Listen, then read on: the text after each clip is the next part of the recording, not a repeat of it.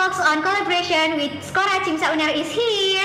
Halo semuanya, bersama aku Rae yang akan menemani kalian selama 30 menit ke depan nih untuk berdiskusi tentang topik hari ini nih. Yang mana hari ini tuh aku nggak sendirian, tapi hari ini aku bertiga bersama dua temanku dari Skora Cimsa Uner nih. Mungkin disapa dulu ya teman-teman. Hai. Nah, di sini ada teman-temanku. Yang pertama ada Valen sebagai Regional Coordinator dari Region 7 dan ada Reisha sebagai anggota dari HRD Team Cimsa Indonesia. Nah, dua-duanya sama-sama ada di Cimsa Indonesia ya teman-teman. Dan tentunya mereka berdua juga sama-sama dari Skora Cimsa Uner. Nah, mungkin dari teman-temanku ini mau kenalan langsung nih sama kalian. Mungkin boleh dari Valen dulu nih. Oke, semuanya. Halo teman-teman dari Linguist dan juga teman-teman Cimsa. Perkenalkan, aku Valentino. Aku sebagai Regional Coordinator Region 7 dan juga aku dulunya sebagai member Skora Cimsa di tahun 2023 harusnya. Oke. Nah, halo teman-teman Linguist dan teman-teman Cimsa. Perkenalkan, nama aku Reisha. Di sini aku sebagai anggota dari HRD Team Cimsa Indonesia tahun 2024-2025. Dan aku juga sebagai member Skora tahun 2023. Salam kenal semuanya. Oke, salam kenal ya semua teman-teman di rumah sama dua temanku hari ini. Yang mana hari ini nih sesuai banget sama karena mereka ini anak Skora ya. Dan tentunya tema hari ini kita akan bahas tentang edukasi kesehatan seksual. Yang mana ini udah ranah mereka banget nih berdua. Mungkin teman-teman di rumah nih masih belum tahu sebenarnya Skora Cimsa baik itu Indonesia ataupun UNER itu apa sih ranahnya dan mereka ngapain kayak gitu. Jadi Skora ini adalah salah satu, kita sebutnya aja mungkin divisi ya secara awam. Nah, divisi dari Cimsa yang mana mereka bergerak itu di ranah tentang kesehatan seksual, maternal health, sama HIV and AIDS dan lain-lain ya tentang kesehatan seksual. Nah, jadi hari ini kita akan bedah secara lebih seru ya. Kita akan bedah film juga nih yang terkait dengan tema hari ini. Nah, mungkin biar gak lama-lama, aku langsung aja nih mau tanya sama Reisha sama Valen nih. Menurut kalian nih sebagai anak kedokteran ya, nah sebenarnya apa sih itu edukasi kesehatan seksual? Dan menurut kalian bagaimana sih edukasi kesehatan seksual di Indonesia ini? Mungkin terserah nih dari siapa dulu? Oke, mungkin dari aku dulu ya. Oke, buat pertanyaan pertama tadi mengenai edukasi kesehatan seksual. Oke, sebenarnya ini simpel aja sih. Untuk orang-orang yang baru pertama kali dengar pasti udah langsung paham. Karena basicnya adalah edukasi. Edukasi ini kan kita mau mengajarkan ke orang lain nih, mengedukasi orang lain untuk sehingga mereka itu tahu isu yang ingin kita ajarkan, isu apa yang mau kita bawakan. Sama halnya dengan ini, edukasi kesehatan seksual berarti sebuah hal yang ingin kita ajarkan kepada orang lain mengenai kesehatan seksual, entah itu meliputi kesehatan reproduksi, kesehatan juga dari termasuk juga ibu hamil dan lain-lainnya seperti itu. Dan menurut aku kalau misalnya untuk edukasi kesehatan seksual di Indonesia sendiri untuk saat ini, jujur kalau misalnya sekarang ini hitungannya udah lumayan ada peningkatan, namun perlu ditingkatkan lagi gitu. Kalau dibandingkan sama dulu sih emang agak kurang ya, tapi sekarang itu orang-orang dengan adanya TikTok atau ada yang banyak media sosial, orang-orang itu banyak yang berani speak up dan berbagi mengenai kesehatan seksual. Mungkin seperti itu sih dari aku. Setuju banget sih sama Valen. Sekarang tuh di zaman Indonesia 2025 ini harusnya nggak tabu lagi ya kayak dulu ya. Nah, menurut Reisha gimana nih? Oke, izin nambahkan aja mungkin ya. Untuk pertanyaan pertama, aku setuju itu berupa hal yang ingin kita sampaikan kepada masyarakat mengenai seksual, mulai dari alat reproduksi, mungkin tentang cara merawatnya, tentang mungkin penyakit-penyakitnya dan sebagainya. Tapi yang mungkin mau aku tambahkan adalah bahwa edukasi kesehatan seksual ini harus dikenalkan sejak dini gitu. Jadi bukan hanya untuk orang-orang dewasa saja, karena seperti yang kita tahu ya, makin kesini kan kejahatan seksual itu nggak hanya menyerang orang dewasa, tapi juga menyerang anak-anak kecil seperti itu. Jadi kalau dari aku sendiri itu adalah cara kita untuk mengenalkan seputar alat reproduksi dan semua hal di dalamnya kepada masyarakat mulai dari anak kecil hingga dewasa. Nah, untuk gimana sih sebenarnya kondisi edukasi kesehatan seksual yang ada di Indonesia? Aku setuju dengan Valen bahwasanya saat ini kita tuh nggak susah untuk mencari informasi terkait edukasi kesehatan seksual. Gampang banget, kita bisa cari di Google, udah banyak tuh. Atau kita mau cari di TikTok, di Instagram ataupun di platform lainnya tuh gampang banget. Tapi sesuai yang aku sampaikan tadi, di sini kalau yang aku pengen highlight adalah mungkin masih kurang terkait pendampingan dari orang-orang dewasa, khususnya mungkin dari orang tua untuk anak-anak mereka.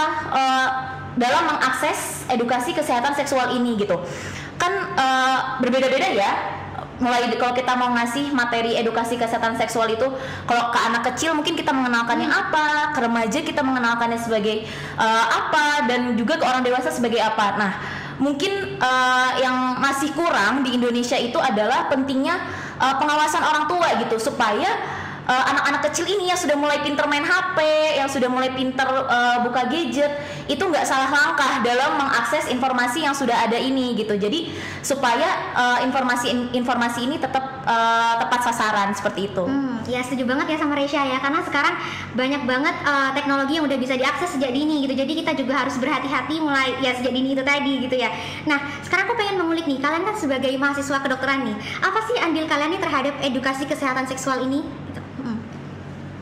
Oke, seperti yang aku sampaikan tadi, saking banyaknya informasi edukasi kesehatan seksual yang ada di media sosial ataupun di mana-mana, tugas kita adalah sebagai mahasiswa kedokteran pasti lebih mengetahui ya mana berita yang valid, mana yang sebenarnya ini adalah hoax ataupun yang lainnya. Nah, maka dari itu peran kita tuh adalah untuk meluruskan seperti itu. Kan banyak ya beritanya ini campur-campur semua. Jadi kita ini sebagai mahasiswa kedokteran harus jadi orang yang bisa meluruskan nih, oh ini salah guys, jangan diikutin ya, oh kalau yang ini benar. Jadi kita tuh harus sering meng-hype atau mengangkat berita-berita yang valid gitu.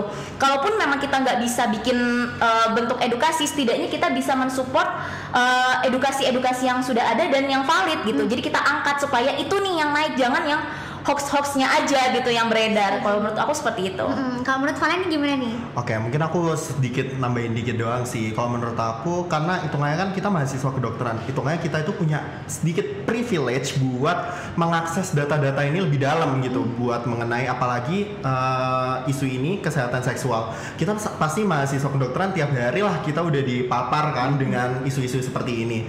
Nah, dari kesehatan dari hal ini kita itu sebagai mahasiswa kedokteran harusnya itu udah bisa apa ya, ngelurusin juga, benar kata Resya tadi, buat ngelurusin apa-apa yang hitungannya hoax nih. Apalagi sekarang kan orang-orang gampang nih tahu dari Google, tahu dari internet, tahu dari ini, belum diriset secara jauh, tiba-tiba dia udah speak up aja, ternyata beritanya salah gitu. Nah, kita sebagai mahasiswa kedokteran bisa melakukan langkah sekecil hanya untuk meluruskan hoax-hoax tersebut. Atau jika tidak berani untuk melakukan hal tersebut, bisa saja dimulai dari bersama teman atau bersama keluarga. Jadi kayak mengingatkan, jangan dong gini. Kamu tahu nggak kalau misalnya kita ngelakuin hal A itu bisa dampaknya B, seperti itu. Iya setuju banget ya sama Resya sama Valen. Kalau kita tuh sebagai mahasiswa kedokteran udah terpapar hampir tiap hari juga ya kayaknya ya. Jadi kayak kita tuh punya privilege untuk memvalidasi mana yang benar, mana yang tidak kayak gitu ya, ke banyak orang, khususnya ke khalayak umum gitu ya. Nah sekarang aku mau lanjut nih membahas tentang kan di saat ini teknologi udah banyak ya, mulai dari terbuktinya dengan metode-metode edukasinya gitu, terus juga sarana prasarana terkait dengan edukasi kesehatan seksual ini. Nah mungkin nih salah satu yang aku tahu ya, edukasi kesehatan seksual ini diedukasikan melalui karya seni, yaitu film. Nah ini yang mau kita bahas nih hari ini teman-teman ya. Kita mau bedah lebih dalam tentang perfilman yang ada di Indonesia ya, khususnya ya, yang mengedukasi apalagi terkait dengan kesehatan seksual. Nah yang aku tahu ya, salah satu film ya, mungkin aku langsung mention aja ya, ini 2 garis biru. Kalian nonton nggak ya? Nonton dong. Oh, nonton. Sih, Oke. Nah di sini nih aku mau tanya nih ke kalian. Nah, menurut kalian nih bagaimana industri perfilman di Indonesia ini berdampak pada edukasi kesehatan seksual itu sendiri? Contohnya kan tadi ada satu film itu yang aku sebutin. Mungkin kalian tahu juga film yang lain, mungkin bisa ditonton juga nih sama teman-teman gitu. Oke, terserah deh siapa dulu. Oke, mungkin aku izin ngasih tanggapan ya. Jadi mungkin tadi apa ya? Tentang perfilman Indonesia. Perfilman ya. Oke, buat perfilman Indonesia mengenai isu edukasi kesehatan seksual ya. Menurut aku itu industri perfilman ini punya peran yang cukup besar gitu loh, karena bisa kita lihat lah film-film apapun yang keluar di layar kaca di Indonesia itu rata-rata punya big effect sama masyarakat di sini. Bahkan orang-orang di sini tuh bisa ngambil informasi mentah-mentah yang ada di sebuah film gitu. Apalagi juga di dalam sebuah film orang-orang itu bisa belajar hal baru tentunya. Nah, apalagi kalau misalnya kesehatan edukasi seksual ini diinfuse di dalam industri perfilman ini. Karena yang pertama menurut aku ini tuh juga bisa mendekatkan edukasi kesehatan seksual ini kepada masyarakat melalui film, karena film ini adalah salah satu cara yang disukai oleh masyarakat seperti itu. Dan mungkin emang jujur sebenarnya genre-genre seperti ini tuh bukan kayak genre aku ya sebenarnya. Cuma ada beberapa film-film yang membahas mengenai kesehatan reproduksi seksual itu menurut aku udah cukup bagus, karena memang beberapa yang menurut aku itu cukup kurang itu adalah beberapa itu mereka itu nyampeinnya masih terlalu tersirat gitu. Jadi orang-orang itu agak lost untuk mengartikan atau menafsirkan film, karena kan kalau misalnya film itu dia itu tafsirannya kan subjektif ya. Orang-orang itu bisa menganggap ternyata film ini tuh A, film ini B, apalagi ada kan film yang endingnya depends on POV gitu kan. Iya, Nah, betul. apalagi kayak bagus banget contohnya kayak Dua Garis Biru. Ini kemarin kalau nggak salah sempat jadi kontroversial nggak sih? Bener. Karena aku sempat baca sih, ada beberapa yang menganggap kalau misalnya film Dua Garis Biru ini malah dibilang menjerumuskan anak muda untuk bisa berhubungan di luar menikah, di luar hubungan menikah, dan juga dia bilang hamil di luar nikah seperti itu. Padahal kalau misalnya kita telaah lebih jauh filmnya, film ini tuh lebih kompleks banget beneran jujur. Dia tuh membahas tentang apa sih dampaknya, dan dampaknya tuh merembet ke semua, ke sosial, ekonomi, bahkan apapun aspek dalam kehidupan orang tersebut. Mungkin itu sih yang bisa aku sampaikan. Oke, aku izin nambahkan aja. Sebenarnya jujur aku suka ya kalau misalnya ada edukasi ini, mungkin secara general ya, mau edukasi tentang hal apapun yang dimasukkan dalam film gitu. Karena kan kita tahu ya, masyarakat Indonesia ini senang sesuatu yang bersifat menghibur, bersifat entertaining gitu. Tapi mungkin yang perlu digarisbawahi adalah jangan sampai dari pihak industri perfilmannya itu juga nggak riset terlebih dahulu ke para ahlinya. Ini yang menurut aku sering banget jadi permasalahan. Mereka terlalu menggebu-gebu untuk mengangkat sebuah isu yang lagi ramai, tapi mereka juga lupa untuk melakukan riset ke para ahlinya seperti itu. Akan lebih baik ya, misalnya ini kita mau ngangkat edukasi kesehatan seksual gitu. Dari pihak industri perfilman juga mengajak mungkin dokter ataupun penyintas penyakit-penyakit seksual ataupun yang lain-lainnya yang sudah ibaratnya sudah terjun ke dalam hal tersebut untuk berdiskusi bersama-sama sebelum menerbitkan filmnya seperti itu, supaya tujuan untuk mengedukasinya itu juga dapat seperti itu. Jadi nggak asal-asal menghibur doang tapi nggak dapat nih esensi untuk mengedukasinya seperti itu. Itu sih tanggapan aku. Oh ya, oke. Berarti dari sini kurang lebih aku dapat info dari kalian kalau sebenarnya tuh memang harus didampingi juga ya sama orang yang berkompeten ya buat bikin film. Nah, aku kalau gini mau nanya nih jadinya ke kalian. Sebenarnya kalian nih berarti setuju atau tidak kalau misalnya edukasi ini diterapkan di konten-konten entertainment untuk mengedukasi masyarakat? Setuju atau tidak kayak gitu? Dengan alasannya tuh kenapa? Jujur kalau aku setuju ya, seperti yang aku sampaikan di awal tadi, kita nih juga harus selalu mengikuti audiens ya. Kita nih mau mengedukasi, jangan sampai kita nih nggak ngecek audiensnya juga kan. Kita kan pengen menyampaikan edukasi itu supaya bermanfaat ya untuk orang banyak. Nah, kita juga harus cari tahu audiens ini sekarang lagi senangnya yang gimana sih gitu kan. Oh, mereka lagi senang yang bersifat menghibur, ataupun mereka lagi senang video-video berdurasi singkat gitu kan, kayak yang mungkin di TikTok atau di Reels dan sebagainya. Nah, itu juga perlu kita perhatikan. Kalau misalnya saat ini yang lagi ramai adalah edukasi di film, ya kenapa tidak gitu kita menyampaikan edukasi lewat film seperti itu. Kalau kalian gimana nih?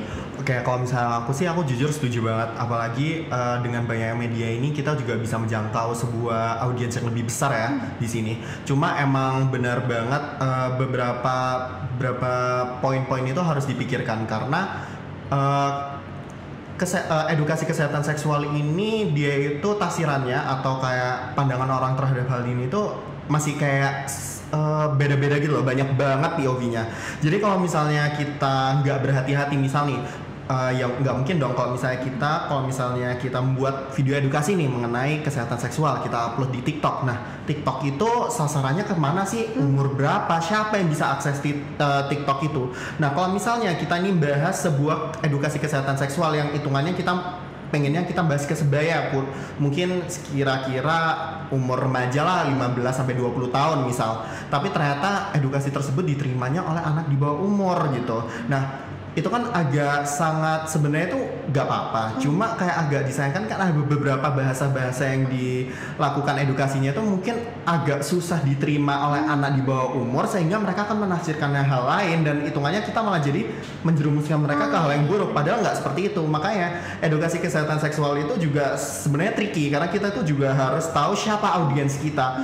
Dan ini bukannya hitungan yang mengjudge atau bagaimanapun, tapi kita tuh juga harus tahu orang-orang ini pengetahuannya sejauh apa, sehingga kita tuh bisa tahu orang-orang ini tahu mengenai kesehatan seksual cuma hitungannya kalau 1 out of 5 cuma 2 lah pengetahuannya. Berarti aku bakal ngasih tahu caranya dengan kayak menggunakan bahasa seperti ini, aku akan melakukan pendekatan seperti ini. Jadi itu kayak harus di-assess dulu gitu sebelum memberikan, karena emang apalagi di Indonesia masih beberapa nganggap tabu ya, apalagi orang tua zaman sekarang ya, mereka lebih better untuk udahlah nunggu nanti umurnya cukup baru kita ajarin, padahal itu salah, telat gitu. Mungkin itu sih.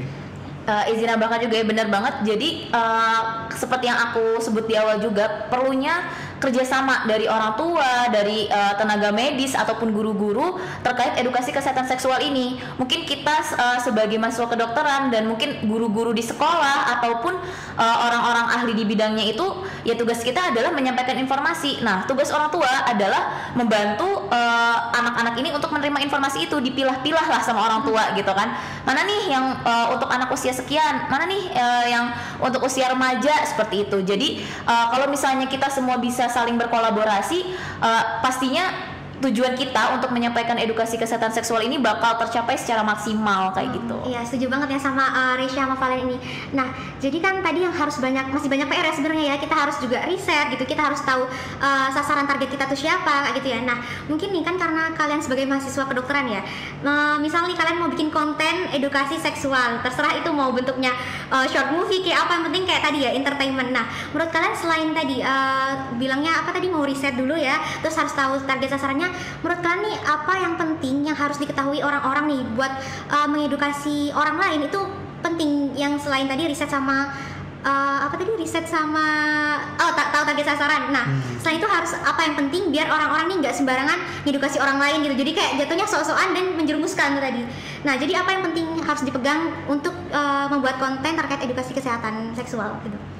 Ini agak bingung ya sebenarnya. Cuma kayak lebih ke tadi kan udah research, terus juga tahu audiens. Sebenarnya itu juga itu dengan kamu mulai dengan research saja, itu tuh sebenarnya udah sebagai bekal awal yang udah cukup bagus gitu loh. Karena kan informasi itu kita harus olah kan, nggak mungkin dong kalau misalnya kita punya informasi A tapi kita mau ngasih ke orang lain nggak kita olah dulu. Kan siapa tahu orang ini kayak nggak paham dengan cara ngomong A, dia harus dengan cara ngomong D misalnya. Jadi kita harus kita coba ubah-ubah baru kita kasih, mungkin kayak gitu sih. Jadi kayak emang harus beneran yang mengedukasi itu beneran harus tahu nih apa yang sebenarnya dia mau omongin dan apa yang udah dia temuin gitu.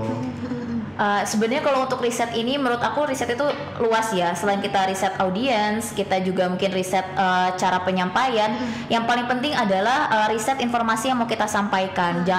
Karena segala sesuatu yang kita sampaikan, apalagi itu di media sosial yang punya rekam jejak yang nggak bisa hilang, itu tuh akan dipertanggungjawabkan. Jadi menurut aku hal yang paling mendasar adalah kita juga harus memastikan bahwa apa yang kita sampaikan materinya itu memang valid gitu, memang bisa dipertanggungjawabkan, ada sumbernya, ada bukti ilmiahnya seperti itu. Setelah kita udah dapet nih, aku mau membahas tentang edukasi kesehatan seksual mengenai isu A misalnya seperti itu. Kita sudah riset, kita sudah kumpulkan, mungkin setelah itu sudah kita olah supaya mungkin lebih padat dan ringkas dan mudah dipahami. Mungkin baru kita, kira-kira materi ini cocoknya untuk usia berapa ya. Nah, baru kita riset audiens. Setelah itu nanti kita, audiensnya udah dapat ini. Nah, untuk audiens yang seperti ini, kira-kira cocoknya penyampaian dengan seperti apa. Nah, itu kita riset lagi juga. Jadi memang yang paling mendasar adalah riset, tapi riset ini riset bercabang gitu, banyak yang di risetnya. Jadi seperti itu. Risetnya itu beneran di seluruh aspek kan. Benar. Bahkan kayak nggak usah sejauh-jauh dari informasinya deh, dari cara kita ngomongnya atau menyampaikan itu tuh beneran ngecabang kemana-mana aja. Makanya emang edukasi itu sebenarnya dia tuh mudah tapi juga nggak bisa dibilang mudah karena beneran super tricky banget. Benar-benar. Nah, ini sekarang aku mau ngetes nih, kan tadi kalian bilang udah nonton film 2 Garis Biru. Nah, mengesampingkan kalian sebagai mahasiswa kedokteran ya, anggap kalian orang awam. Menurut kalian edukasinya nyampe nggak nih? Jawab iya atau tidak aja. 1, 2, 3. Iya. Oh ya, oke. Oke, dan aku tahu nih salah satu di film katanya yang bisa aku petik ya, itu katanya penting menggunakan alat kontrasepsi. Menurut kalian tuh benar apa enggak? Iya atau tidak? Jawab 3, 2, 1. Setuju. Iya, setuju. Berarti penting ya. Penting Nah, banget. menurut kalian seberapa penting pengedukasian menggunakan alat kontrasepsi ini, apalagi khususnya di kalangan seperti kayak kita ya, remaja, dan mungkin dikasih tahu ke orang yang lebih dini lagi sebelum remaja, mungkin anak-anak ya, itu seberapa penting menginformasikan hal tersebut? Sebenarnya kalau terkait alat kontrasepsinya ya, menurut aku untuk dikenalkan ke anak yang usia dini itu mungkin masih belum waktunya ya, menurut aku.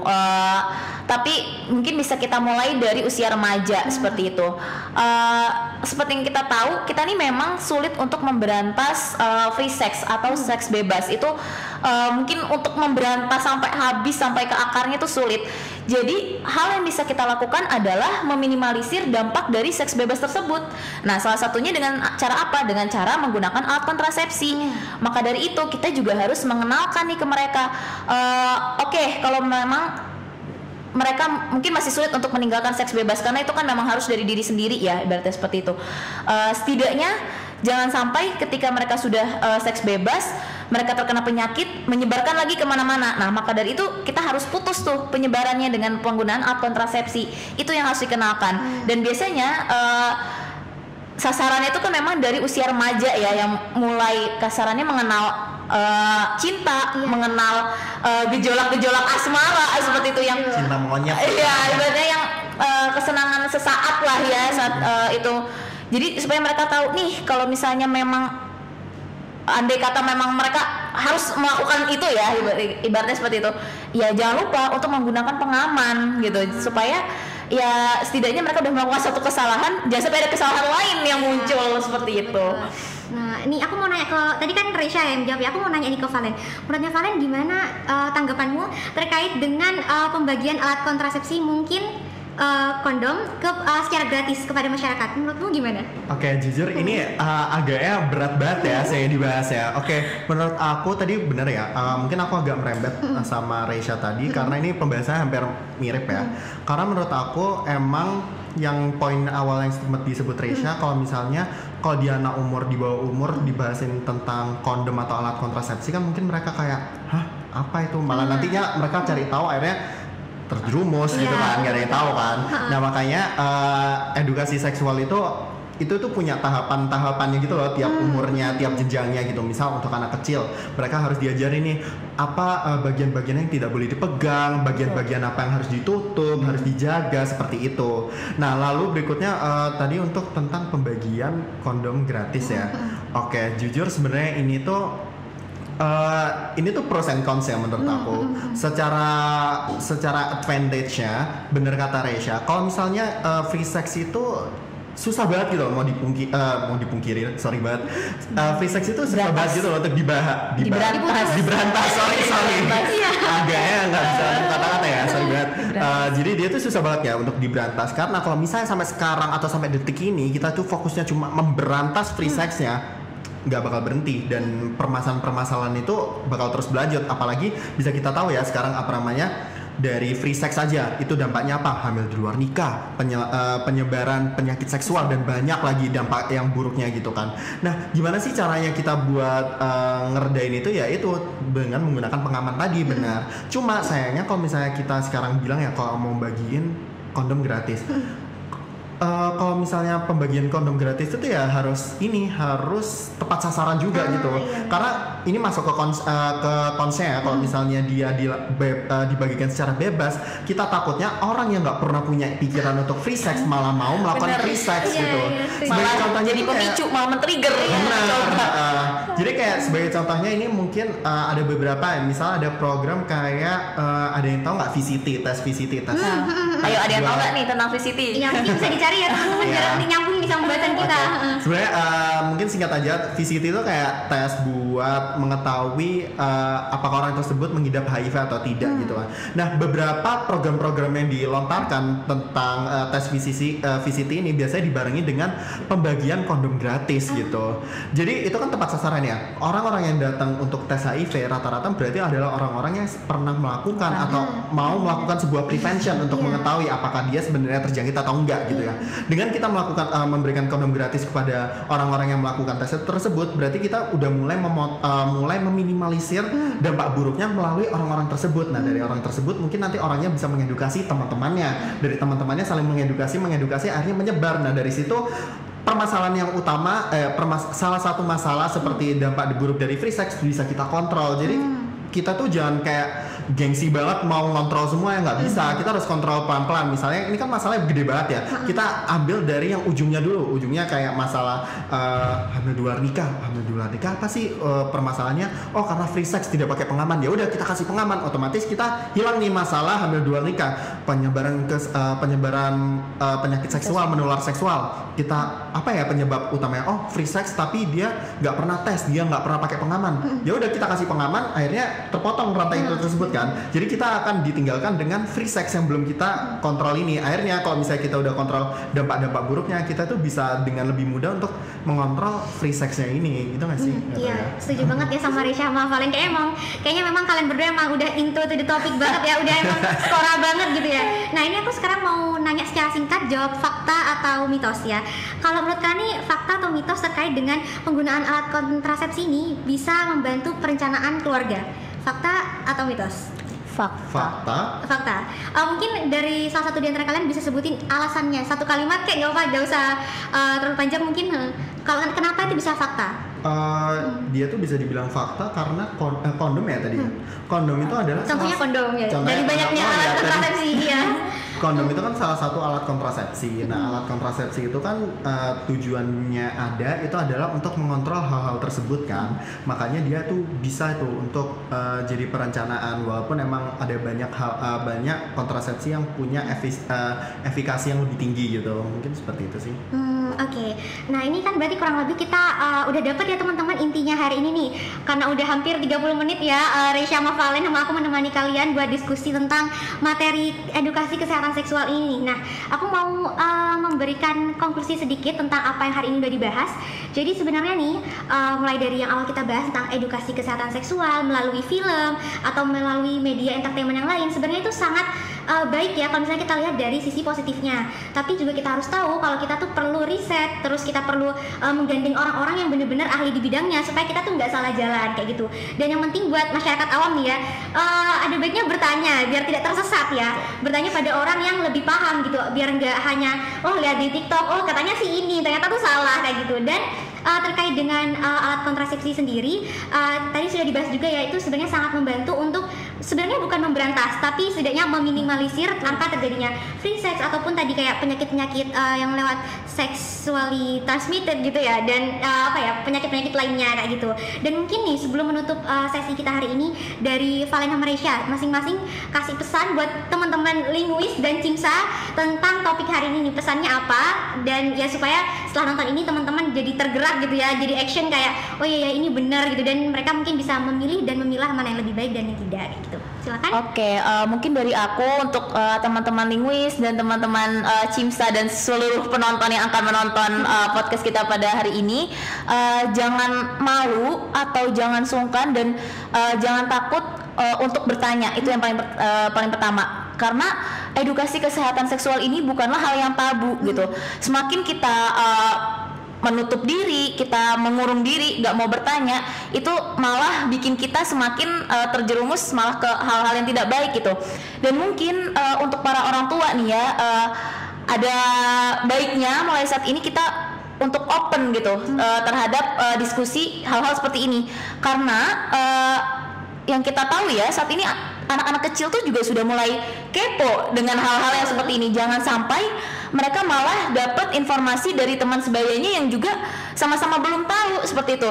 Jadi untuk menyukseskan edukasi kesehatan seksual ini, kita ini juga perlu kerjasama loh dari para orang tua, karena mostly kan anak-anak nih sama orang tuanya ya di rumah gitu. Jadi kita menyampaikan informasi, orang tua mendampingi gitu kan, dan mengarahkan juga seperti itu. Dan mungkin untuk tenaga kesehatan ataupun yang masih mahasiswa kesehatan, jangan pernah capek, jangan pernah lelah, dan tetap semangat untuk menyebarkan edukasi kesehatan seksual ini gitu. Karena kita tahu sendiri hal ini tuh juga masih menjadi concern kita juga ya di Indonesia gitu kan, karena gara-gara edukasi kesehatan seksual yang mungkin kurang maksimal ini, banyak penyakit-penyakit yang mengikuti gitu di belakangnya. Jadi tugas kita mungkin sebagai tenaga kesehatan, mahasiswa kesehatan, ada baiknya kita juga bekerja sama gitu untuk terus menyebarkan edukasi kesehatan seksual yang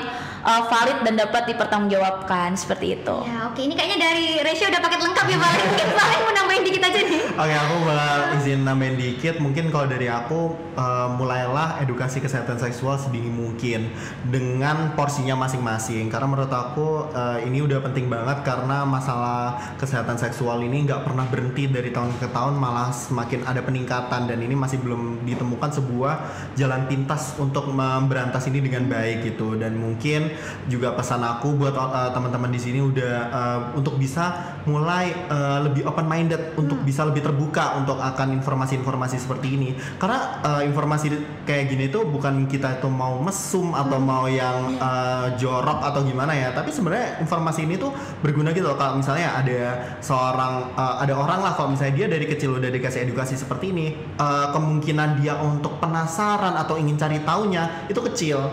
Nah, beberapa orang-orang yang melakukan atau